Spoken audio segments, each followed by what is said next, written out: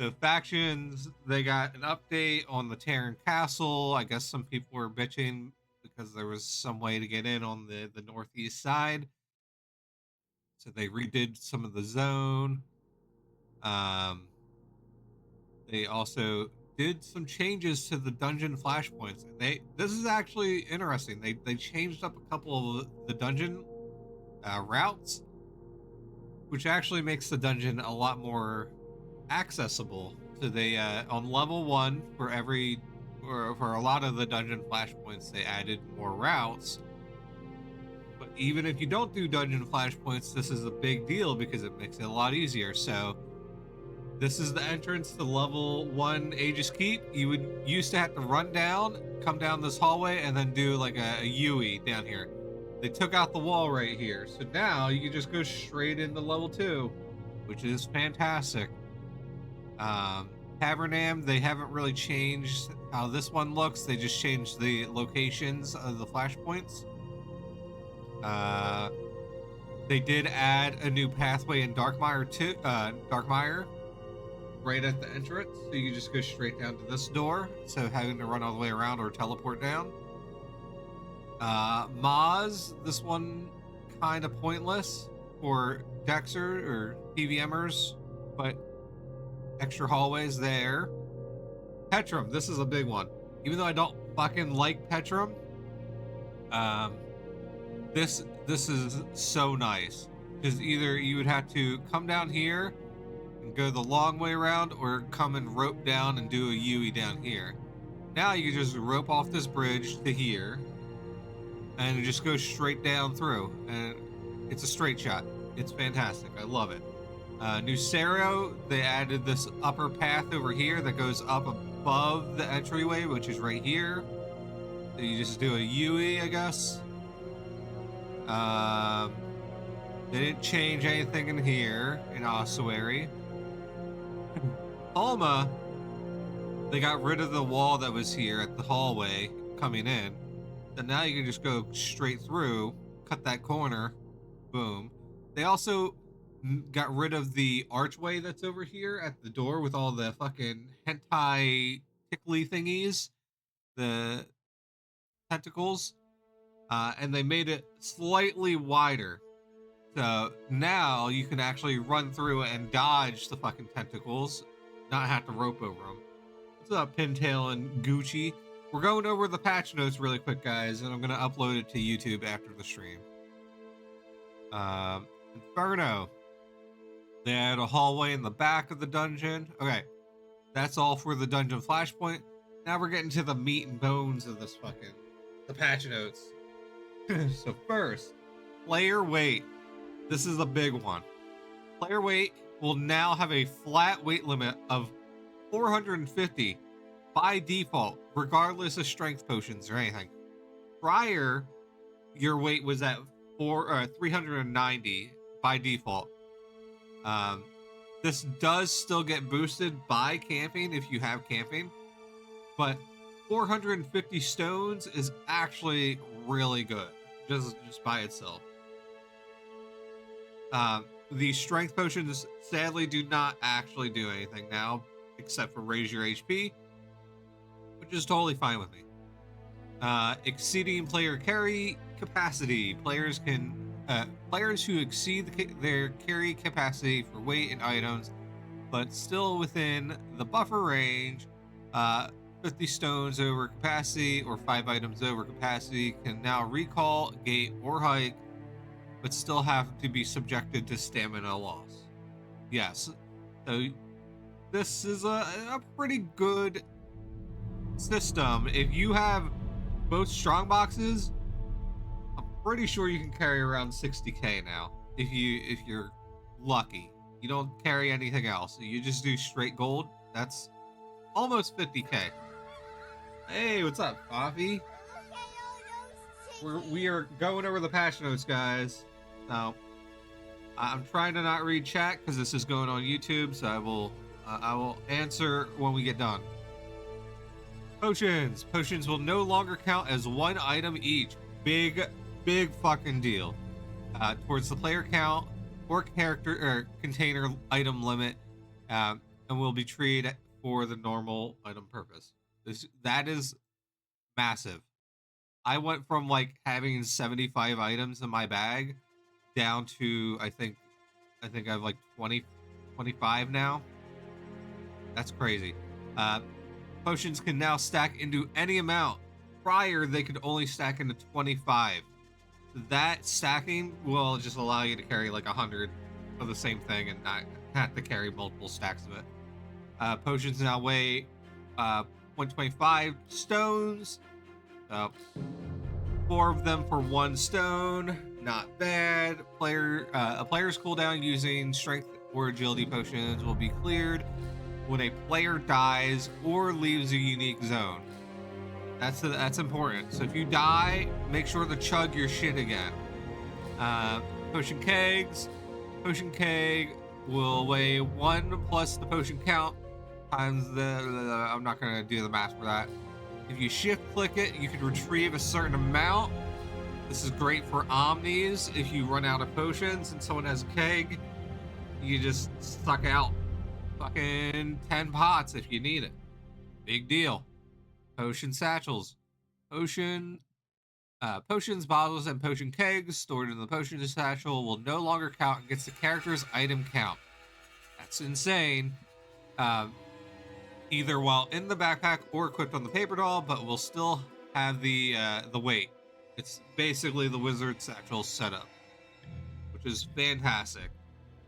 Fix an issue where spell poison would not upgrade to lethal if the player's lethal poison potions were kept in a worn satchel. Fix an issue where players could not use the shift click apply poison mechanic. Okay. Resolving item count and weight limits. Fix a number of issues preventing players from being able to use their item count, weight buffer capacity. Okay. Pack animals. This one isn't really important unless you're like a resource gatherer, like a lumberjack or a miner. Fix a number of issues with pack animals, not using their weight and item limit correctly. Fix an issue where single clicking a container with a pack animal would not display the correct amount. Okay. Armor crates. So this one's unique. I don't know how this one's going to sell because I was talking to someone last night about this. So these armor crates are really cool. They're a really cool idea. They basically allow you to sell a full set of armor, as you can see down here. You get a full set of armor in a single crate, which is really cool. But the hiccup, once you're an established player, usually you have a blessed helmet, blessed hat, you have a blessed gorget slot with a neck piece, and then you have blessed gloves. So these things are going to be kind of useless once you're already established. So these, I feel like, are going to be more targeted towards newer players, unless you're able to somehow only allow it to take legs and a tunic and arms, because everything else is going to be kind of useless. So it's a really cool idea. I really like it. I hope it works really well. I just don't need a full set of armor if I'm gonna. I already have 3 blessed items to take up 3 spots, so I don't know how that's gonna work. Just thought that little loophole was interesting, but as you guys can see, these are the new armor crates. They are used for vendors. You can stock full sets of armor. They need to be exceptionally crafted. The master crafted armor that I'm pretty sure it has to have matching crafted by names, so you can't have random armor sets. It has to be matching. And then you can just suck it into basically a commodity deed, and then you could sell that deed or that crate and sell a full set of armor. And I think it only counts as 1 item after that. You can buy them at a blacksmith, armor selling NPCs. and the provisioner. Cool. You can craft them in a bundle of 5 using 25 boards with carpentry. Uh, to assemble armor crates, players will double click an empty armor crate in their backpack and then target an armor item in their backpack. Okay. Uh, it should suck it all up. Players will be able to assemble an armor crate if the following are all true. The player's backpack contain a helmet, gorget, armor, or arms, gloves, chest, and legging armor um, item where each matches the armor type and resource style. Each armor piece has to be exceptional. It has to be master crafted. Each armor item is not blessed, and it has to be fully repaired. Um, the crafted by display has to match. Okay, just everything I just said. If the assembly conditions are all met, then you can just throw it all into a crate. Stacking armor crates, you can stack them multiple. That's pretty sick. Unpacking them, double click it and it will unpack it into your backpack. Okay. Can restock your shelf by just targeting the crates as well. Cool. Players can store empty. Okay, you can store them in the storage shelf. Commodities can now be organized into stacks. Hell yes, that's awesome. That was such a pain in the ass when you would go restock and buy 30,000 arrows for your guild shelf and then your bag is just filled with them. That's gonna be super handy. Unpacking, all just normal stuff that you would understand by default. When using the retrieve mechanic, you can now do commodity stacks in the shelf as well. Very cool. Okay. Resource stockpile, big one. Players can now store chromatic cores and chromatic distills in the stockpile. So no more having to hoard that shit in a different box. Thank God. Now we just need skill orbs and research material in here. And then I can just stop using a different bag for those 2 items. Aspects, activation messages. A number of triggered aspect-based effects with cooldowns will now be in a system message. Okay, that's very cool. So now, if you have a cooldown, if you want to set up cooldowns or overhead messages, your armor will tell you when you've gotten a shield for holy, or your vault shield goes off with lightning. If you want to keep track of your iron will proc from discipline and see how long you have left on the proc, it will say your iron will is activated, and then you can just keep track of that. You can start a cooldown right when that goes off, so then you know how long you have the buff for. There's a couple new system messages that's going to be very, very important. Okay, player customizations. This one's kind of pointless. I don't know who's going to buy this, but there's 2 new customizations. Heavy industry, which reduces the crafting delay between crafting items by 0.1 second. And then there's the assembly line, which does 0.15 seconds. So, kind of pointless, but I mean, if you want to waste 2.5 mil, go for it. If you really want to get your societies done quicker, that you just AFK all night with the crafting queue, this will go faster. You're welcome. Mount breeding. Horses stored in stables will now show their body value. Okay, very nice. Spells. Fix an issue where auto-use spell scroll would not correctly work on the spell skill scroll. Okay, interesting. Mastery chain. Fix an issue where dungeon-hued mastery chain dies were occurring as loot much less often than attended. Oh, I didn't know they did drop as loot. I've never seen one. Okay. Fix an issue where the thief hue mastery dodge. Okay. Oh, so we get thief hue colored chain. Hell yeah. Random rare hue mastery chains now occur as very rare loot. Damn. Okay. Sick. SOSs. Fix a large number of SOSs that became inaccessible due to the expansion. Okay. Distro chest. Fixed an issue that was preventing the distro chest from being able to be dyed with sprint for dye. Okay, this is the big meat chunk of the patch notes. Give me a second, guys. Need a drink. Player vendors. So they did a massive update to vendors because of Outlands Mall going down.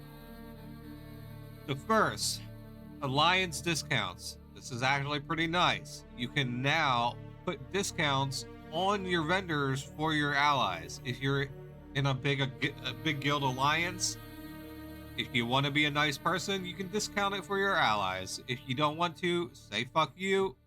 Don't give them any discounts. Very nice. You could also make it so your goods are only available to your guild and your allies. So if you guys say you did an Omni and you wanted to profit and make your guild money, you put all your links onto your vendor, send it or set it as your guild and allies only, so only your guild and allies can go buy from it. They could get a discount, and then from there, all the gold that you make from those links, because you know it's only from your guild and your alliance, you can take that money out and put it into the guild treasury if you really wanted to. Very uncommon occurrence, but it's a possibility if you guys want to do it. Default prices and available to buy delays. When a player places an item into a vendor, its default value is now set at 99k, almost 100k. By default, before it was set to 999 gold, because people sometimes forget to hit enter. I've had this happen a couple of times. So this will just allow it so you don't actually fuck yourself over. Items placed onto a vendor by default will not be available for sale. Items placed on a vendor by default will not be available for sale for 6 hours unless a player adjusts the price or it qualifies as not for sale item, upon which it will become available for sale for 1 minute. These changes are intended to give vendor owners a bigger safety net in case they accidentally price an item wrong. Okay, this is the new big fancy thing. Item pricing menu. Players can now optionally use an item pricing menu when placing items onto the vendor. If the player have the use item pricing menu toggled on their vendor settings page, when the item is dropped onto the vendor, instead of a text prompt, they will get a pricing menu. By default, the setting will be disabled. Players can now toggle it on and off. Okay, it's down here. So what it basically gives you a prompt so you know what the hell you're actually typing in, but this is a big deal for later because of all the other stuff that's coming down below. Sell by a flat price. So this right here. If you have, say you're constantly selling team apps and the team app market doesn't really change that often, you can set your team apps at a certain item price, and every time you throw them onto your vendor, it will always be that price for that specific item. So to sell an item at a flat price, players can type in an item price, click the small orb to set that price. Okay, so it's always going to be set at that price. Sell by stack price. This one, interesting. I don't know how many people are going to like using this because it's I think people just like selling things flat. They don't like selling things, putting in a stack of 10 and then have some weirdo buy 8 of them or something. So, players now have the option to have a stack price each for any stackable items, which will allow the buyer to purchase partial amounts from the stack at the designated, designated price for each item. The total stack worth displayed shows what the total gold value of the entire stack would be worth based on the price per each item. So, basically, as you see here, if you're selling 5 Mastercraft diagrams at 10k each, wait, that math doesn't make sense. He hasn't hit enter yet, that's why. So he has 5 MCDs, they're selling 10k each, but he has a stack of 5 of them, so you could buy the whole stack for 50k, or you can buy one for 10k each. Okay. That makes more sense. So there you go. If you want to just throw them all in, go for it. Buying stack price, each items. So you can set a required amount when you double click it. Or when you go to the buy menu, you could say how many you actually want to buy. So you'll get this little section here. You want to buy 3 of the 5 MCDs, then you could just put that in and then hit buy, and then you could set it to your bank or your backpack. Not for sale item. You can just set in a not for sale items. Set a container or a book as not for sale. Players should click the not for sale button, obviously. Then you can not sell that bag, but then you can sell everything else inside of it. Pricing manifest. This one's actually pretty interesting. Players now have the access to the pricing manifest, which allows them to store preset price per item value for certain items. They can apply the placing them on a vendor for sale. Pricing manifest value settings are stored on an account basis, so it's account wide. It's shared among other characters on the same account. Since your account owns a vendor, not just your main character that you bought the vendor. In the vendor settings menu, players can click the view pricing manifest button to launch the pricing manifest menu. So this will show you all the items that you have in the pricing manifest, and then you can set, if you're looking over here and say you have a lot of air cores always on sale, you could hit favorite that, and it'll save it to the favorites list that you can hit show favorites, and then you can always change the pricing of it super easily. Change the price of the manifest prices. Players can click the edit button, small orb, next to each item, and then it'll pop this out, and then you can just type in what the hell you want it to be. So 25k for an air core, I wish. That's super cheap. Okay, and then it'll always be set like that. You have filters. So if you want to type in certain things that you're trying to look for, you can do that, or you can go by favorites, show only by price set. There's different settings, lots of cool fucking things, guys. Using the pricing manifest.